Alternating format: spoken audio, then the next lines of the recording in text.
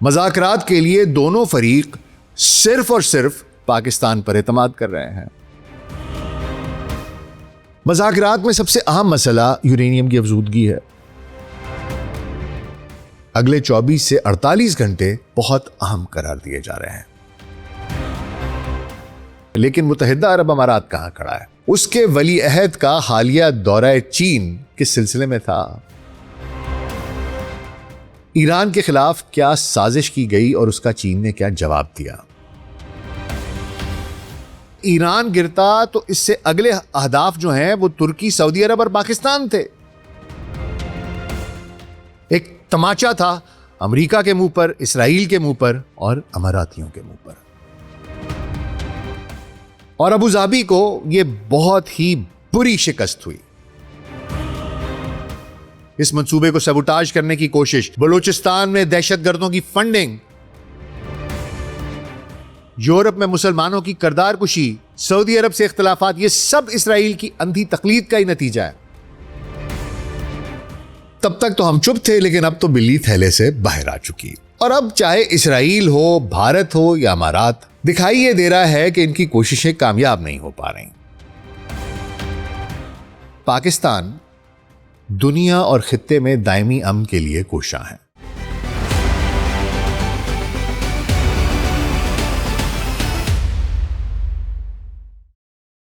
Global سچ pod cost doctor ناصر کے ساتھ آپ کی خدمت میں حاضر ہیں جی۔ السلام علیکم۔ امریکی صدر چچا ٹرمپ، نائب صدر جے ڈی وینس اور پریس سیکرٹری کیرولائن لیوٹ، تینوں کی گزشتہ ان کے 2 روز کے بیانات سنیں تو 3 باتوں کا ادراک ہوتا ہے۔ پہلا کہ مذاکرات ختم نہیں ہوئے، ان پر ابھی بھی کام ہو رہا ہے، کام جاری ہے۔ دوسرا، مذاکرات کے لیے دونوں فریق صرف اور صرف پاکستان پر اعتماد کر رہے ہیں۔ اور تیسرا کہ مذاکرات کا دوسرا دور بھی اگلے چند روز میں پاکستان میں ہی ہوگا۔ اس سلسلے میں ٹیکنیکل اور سفارتی ٹیمیں دن رات کام کر رہی ہیں تاکہ کوئی قابل عمل مسودہ تیار کیا جائے جس میں ایران کا موقف اور امریکہ کا موقف دونوں شامل ہوں، اور پھر اسے آگے بڑھایا جائے۔ مذاکرات میں سب سے اہم مسئلہ یورینیم کی افزودگی ہے۔ اس کا کوئی حل نکالنا ہے، اور ایسا لگتا ہے کہ کچھ حل تلاش کیے گئے ہیں، کوئی فارمولا جو دونوں فریقوں کو قبول ہو۔ اگلے 24 سے 48 گھنٹے بہت اہم قرار دیے جا رہے ہیں۔ پاکستان کی ٹاپ لیڈرشپ براہ راست مذاکرات میں انوالوڈ ہے۔ Chief of defence forces field marshal Asim Munir 2 روزہ دورے پر کل ایران پہنچے ہیں، اور وزیر اعظم شہباز شریف سعودی عرب، قطر اور ترکی کے 4 روزہ دورے پر اس کے پہلے مرحلے میں کل سعودی عرب پہنچے۔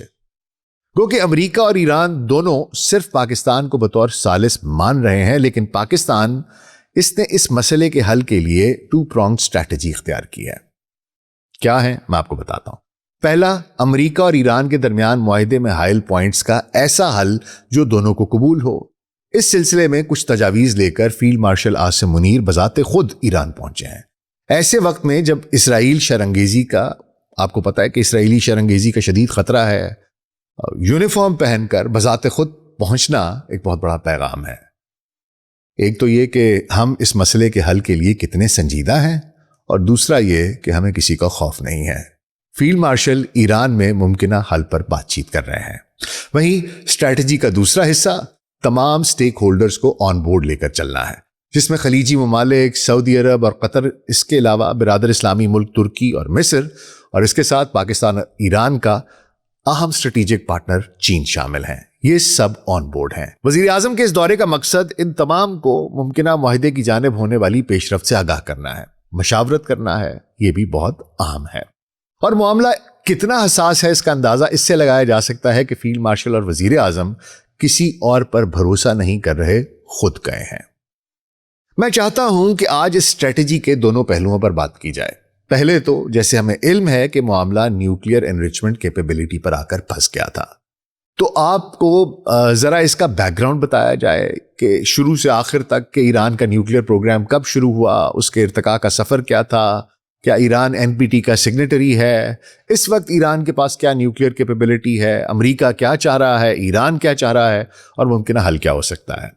اس کے بعد اسٹریٹجی کے دوسرے حصے پر بات کرنا چاہوں گا کہ تمام سٹیک ہولڈرز کی، سعودی عرب، قطر، چین، کہ وہ آن بورڈ ہیں، لیکن متحدہ عرب امارات کہاں کھڑا ہے؟ اس کے ولی عہد کا حالیہ دورہ چین کس سلسلے میں تھا؟ ایران کے خلاف کیا سازش کی گئی اور اس کا چین نے کیا جواب دیا؟ اور اب مذاکرات کا اگلا دور کب متوقع ہے؟ آج اس سب پر بات ہوگی، تو حضور اگلے 10 سے 15 منٹ کے لیے دھیان ذرا ادھر، اور اگر ہمارا کانٹینٹ پسند آ رہا ہے تو ویڈیو کو لائک اور چینل کو سبسکرائب کر دیجیے گا۔ تو آئیے آغاز کرتے ہیں۔ ایران کا نیوکلیئر پروگرام 1950 کی دہائی میں شروع ہوا، جب شاہ محمد رضا پہلوی کے دور میں ایران کے امریکہ کے ساتھ تعلقات بہت اچھے تھے۔ 1957 میں دونوں ممالک نے صدر آئزن ہاور کے ایٹمز فار پیس پروگرام کے تحت سول نیوکلیئر تعاون کا معاہدہ کیا۔ امریکہ نے ایران کو 5 میگا واٹ کا پاور کا ایک پہلا نیوکلیئر ری ایکٹر دیا، جو 1967 میں فعال ہوا۔ یہ صرف ریسرچ پرپس کے لیے تھا، جسے تہران ریسرچ ری ایکٹر بھی کہا جاتا ہے۔ ابتدائی طور پر اسے امریکہ سے highly enriched U-235 uranium 235 93% enriched uranium fuel ملا، جسے بعد میں ڈاؤن گریڈ کر لیا گیا۔ ایران نے 1968 میں نیوکلیئر عدم پھیلاؤ کا معاہدہ یعنی کہ نیوکلیئر نان پرولیفریشن ٹریٹی جو ہے اس پر دستخط کیے، اور 1970 میں اس کی توثیق کر دی گئی۔ ایران نے اس پر دستخط بطور ایک نان نیوکلیئر ویپن سٹیٹ کے کیے۔ 1979 کے اسلامی انقلاب کے بعد اس پروگرام پر کام بڑی حد تک رکا رہا، جبکہ ایران عراق جنگ کی وجہ سے اسے مزید نقصان پہنچا۔ 1980 اور 90 کی دہائیوں میں روس اور چین کی مدد سے پروگرام دوبارہ شروع کیا گیا۔ بوشہر میں 1000 میگا واٹ کا پاور پلانٹ تھا، جس پر جرمنی کی مدد سے 1975 میں کام شروع ہوا تھا۔ پھر اسلامی انقلاب کی وجہ سے کام رک گیا۔ 2010 میں روس کی مدد سے اس پر دوبارہ کام شروع ہوا، اور 2012-13 میں یہ تب سے کام کر رہا ہے۔ اس کے قریب 4 حملے کیے ہیں اسرائیل نے ابھی اسی جنگ میں۔ اچھا، اس کے بعد 2002 میں ایک ایرانی مخالف گروپ نے نتانز میں خفیہ یورینیم افزودگی کی سہولت اور عراق میں ہیوی واٹر ری ایکٹر کا انکشاف کیا، جس سے مغربی ممالک میں خدشات پیدا ہوئے کہ ایران خفیہ طور پر نیوکلیئر ہتھیار بنا رہا ہے۔ ایران کا موقف رہا کہ پروگرام صرف سول مقاصد یعنی بجلی اور طبی آئسوٹوپس کے لیے ہے۔ اس کے بعد ایران، یورپ اور امریکہ کے درمیان کچھ گفتگو کا سلسلہ شروع ہوا، مذاکرات شروع ہوئے، اور اس کے نتیجے میں ایک joint comprehensive plan of action JCPOA 2015 میں اس پر اتفاق ہوا۔ 2015 میں ایران اور P5+ میں کون آتا تھا؟ امریکہ، برطانیہ، فرانس، جرمنی، روس اور چین۔ ان کے ساتھ یورپی یونین نے ایران نیوکلیئر ڈیل طے کی۔ سب سے پہلے ایران نے اگلے 10 سال کے لیے فعال سینٹریفیوجز کو، جو اس کی تعداد اس کے پاس 19,500 تھی، اس سے کم کر کے 5,060 تک کرنے پر اس پر آمادگی ظاہر کی۔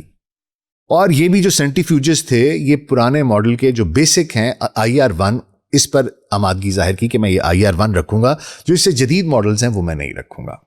یورینیم افزودگی 15 سال تک صرف 3.67% تک محدود رکھی جائے گی، جو جوہری ہتھیار بنانے کے لیے درکار 90% سے بہت زیادہ کم ہے۔ افزودہ یورینیم کا ذخیرہ 300 kg تک کم کر دیا گیا، یعنی کہ پہلے اس کا 10,000 kg تھا، وہ 97% کم کیا گیا۔ عراق ری ایکٹر کو دوبارہ ڈیزائن کیا گیا تاکہ پلوٹونیم کی پیداوار کم ہو۔ 15 سال تک نئے ہیوی واٹر ری ایکٹرز یا ری پروسیسنگ کی ممانعت۔ اس کے علاوہ IAEA کی نگرانی بڑھا دی گئی، جس میں اضافی پروٹوکول کے تحت وسیع معائنے شامل تھے۔ بدلے میں نیوکلیئر ریلیٹڈ بین الاقوامی پابندیاں اٹھا لی گئیں۔ جنوری 2016 میں یہ نافذ ہو گیا۔ ڈیل میں کئی دفعات جو تھیں وہ سن سیٹ تھیں، یعنی 10 سے 15 سال بعد ختم ہو جائیں گی۔ جیسے سورج طلوع ہوتا ہے، غروب ہوتا ہے، تو اسی طرح ان کا ایک ٹائم پیریڈ تھا کہ 10-15 سال کے بعد بہت سی دفعات اس میں سے ختم ہو جانی تھی۔ اچھا، پھر بعد میں کیا ہوا کہ 2018 میں صدر ٹرمپ کے پہلے دور میں امریکہ ڈیل سے ودرا کر گیا اور میکسیمم پریشر پابندیاں دوبارہ لگا دیں۔ ایران نے 2019 سے JCPOA میں درج حدود سے تجاوز شروع کر دی، کیونکہ جب ڈیل ہی نہیں رہی تو پھر کون سی حدود؟ اس میں کیا ہوا؟ جدید سینٹریفیوجز لگائے گئے، یورینیم افزودگی پہلے 20% اور پھر 60% تک بڑھا دی گئی، اور ذخیرہ بھی بڑھا دیا گیا۔ 2025 تک بہت سی پابندیاں ختم ہو چکی تھیں۔ اب موجودہ صورتحال یہ ہے کہ 2025 میں اسرائیل نے ایران کے نیوکلیئر اور فوجی اہداف پر حملے کیے، جن کے بعد امریکہ نے بھی نتانز، فردو اور اصفہان کی سہولیات پر حملے کیے۔ ان حملوں سے یورینیم افزودگی کے انفراسٹرکچر کو شدید نقصان پہنچا، اگرچہ زیر زمین انفراسٹرکچر اور افزودہ یورینیم کا بڑا حصہ محفوظ رہا۔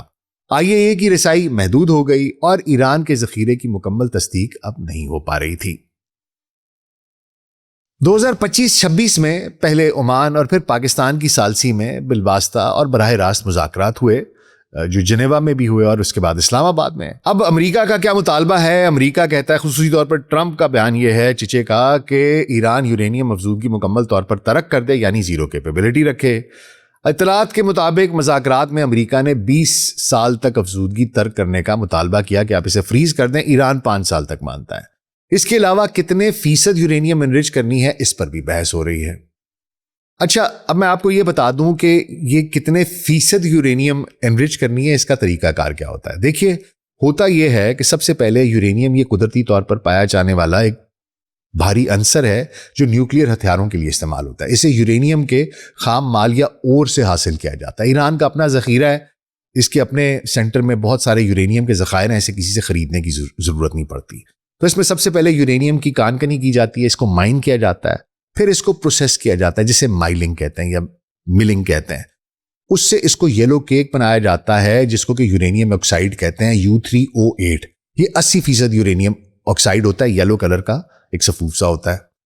پھر اس کے بعد اس کو گیس میں کنورٹ کیا جاتا ہے. یلو کیک کو فلورین کے ساتھ اس کو ریئیکٹ کرایا جاتا ہے. فلورین سب سے زیادہ ریئیکٹیو ایلیمنٹ ہے پیریوڈک ٹیبل کا. پھر یہ یورینیم ہیگزا فلورائڈ UF6 بن جاتا ہے. یہ گیس کی شکل میں بنایا اس کو اس لیے جاتا ہے تاکہ یہ سینٹریفیوجز میں استعمال کی جا سکے. اگلا حصہ آتا ہے سینٹریفیوجز کا. سینٹریفیوجز کے ذریعے کیا ہوتا ہے, UF6 یہ جو آپ کی گیس بنی ہے اس کو ہائی سپیڈ سینٹریفیوجز مشینوں میں ڈالا جاتا ہے اور ان کو تیزی سے گھمایا جاتا ہے, اور یہ پھر 2 دھاروں میں تقسیم ہو جاتا ہے. یورینیم جو ہے یہ 2 دھاروں میں, ایک یورینیم 235 جو کہ نیوکلیئر ہتھیاروں میں پاور پلانٹس کے لیے استعمال کیا جاتا ہے, یہ ہلکا ہوتا ہے, اور دوسرا بھاری ہوتا ہے یورینیم 238. پھر یہ جو آپ کا کنسنٹریٹ ہوتا ہے یورینیم 235, اس کو دوبارہ اگلے سینٹریفیوج میں ڈالا جاتا ہے, یہ مزید کنسنٹریٹ ہوتا ہے, پھر اگلے میں ڈالا جاتا ہے, یہ مزید کنسنٹریٹ ہوتا ہے. اس طریقے سے اس کو کنسنٹریٹ کر کے تو کہتے ہیں کہ جی اتنے فیصد یورینیم انرچ ہو گیا. This is the entire process of enriching uranium. ٹھیک ہے, اور میں آپ کو یہ بھی بتا دوں کہ سویلین مقاصد کے لیے صرف 3 سے 5% اگر انرچ یورینیم ہو تو وہ کافی ہوتا ہے. 20% سے زیادہ ہونا سے یہ واضح ہو جاتا ہے کہ ہتھیاروں کی طرف اشارہ کر رہا ہے. اس کا مطلب ہے کہ ایم جو ہے نا وہ ہتھیاروں کی طرف ہے. اور 60% جو ہے وہ یقینی طور پر وہ IAEA والے کہتے ہیں یہ تو بہت خطرناک ہے, اور 90% چاہیے ہوتی ہے آپ کو ویپن گریڈ میں استعمال کرنے کے لیے. 2025 کے آپریشن مڈ نائٹ ہیمر سے پہلے ایران کے پاس 440 کلو گرام 60% افزود شدہ یورینیم موجود تھا. اچھا, میں یہ بھی آپ کو بتا دوں کہ نیوکلیئر ہتھیار بنانا بہت پیچیدہ اور لمبا عمل ہے. افزودگی کے بعد بہت سے اور مراحل ہوتے ہیں ہتھیار سازی میں, پھر سسٹم ڈیلیوری اور بہت سی چیزیں ہیں. یہ اتنا آسان کام نہیں ہے. تو میں نے آپ کو یہ سمجھانا تھا کہ بھائی یہ یورینیم کا سارا معاملہ کیا ہے. تو اب فارمولا یہ تیار ہو رہا ہے کہ ایران کتنی نیوکلیئر کیپیبلٹی ریٹین کرے گا, ڈسمینٹل کرے گا, اگر فریز کرے گا تو کتنی دیر کے لیے کرے گا, انریچمنٹ کرے گا تو کتنے فیصد کرے گا. اس کے کچھ آپشنز پر ہی ایران میں آج ڈسکشنز ہوئی ہیں, اور ان پر کتنی پیش رفت ہوئی ہے یہی ڈیسائیڈ کرے گا کہ مذاکرات اب کب ہوں گے. کیونکہ مذاکرات تبھی ہوں گے جب ان تمام معاملات پر اتفاق ہو جائے گا. اچھا حضور, یہ تو ہو گیا اسٹریٹجی کا پہلا حصہ جس کی ذمہ داری فیلڈ مارشل عاصم منیر نے خود اپنے کندھوں پر لی ہے. اب آتے ہیں اسٹریٹجی کے دوسرے حصے کی طرف, وزیر اعظم شہباز شریف کا مشن. اس جنگ کے دوران ایران نے امریکہ اور اسرائیلی حملوں کے جواب میں خلیجی ممالک میں موجود امریکی تنصیبات پر ڈرونز اور میزائلوں سے متعدد حملے کیے. کچھ تیل کی ریفائنریز بھی نشانہ بنائی گئیں جن کی ذمہ داری ایران نے قبول نہیں کی. اس نے کہا یہ میں نے نہیں کیے تھے. اچھا, یہ ہم سب لوگ جانتے ہیں کہ ایران کے تاریخی طور پر خلیجی ممالک کے ساتھ بہت سے ان کے اختلافات رہے ہیں, ان کے تعلقات خصوصی طور پر سعودی عرب کے ساتھ کشیدہ رہے ہیں. اور اب ایک ایسا دور, ایک ایسا وقت تھا جبکہ ایران نے ریڈ لائنز کراس کی, براہ راست حملے کیے, تو عین ممکن تھا کہ یہ خلیجی ممالک بھی جوابی کارروائی کرتے اور ایران کے خلاف اس جنگ کا براہ راست حصہ بن جاتے. لیکن تمام تر نقصانات کے باوجود ایسا نہیں ہوا. اس کی وجہ پاکستان ہے. پاکستان نے ثالثی کا یہ کردار 2 ہفتے پہلے شروع نہیں کیا.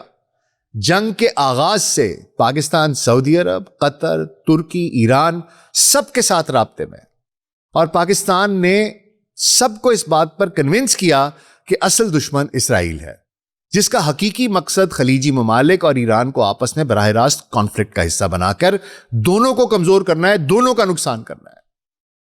اسی لیے اس نے بہت سے فالس فلیگ آپریشنز بھی کروائے اسرائیل نے. لیکن پاکستان دونوں اطراف کو حقیقت سے آگاہ کرتا رہا. سعودی عرب کے ساتھ ایک روحانی اور جذباتی وابستگی کے ساتھ ساتھ ہمارا دفاعی معاہدہ بھی ہے. ایران ہمارا برادر اسلامی ملک ہے، ہمارا ہمسایہ ہے. اہل تشیعوں کی ایران کے بعد سب سے بڑی آبادی پاکستان میں ہے. ان سب کو آن بورڈ رکھنا پاکستان کے لیے بہت عام تھا.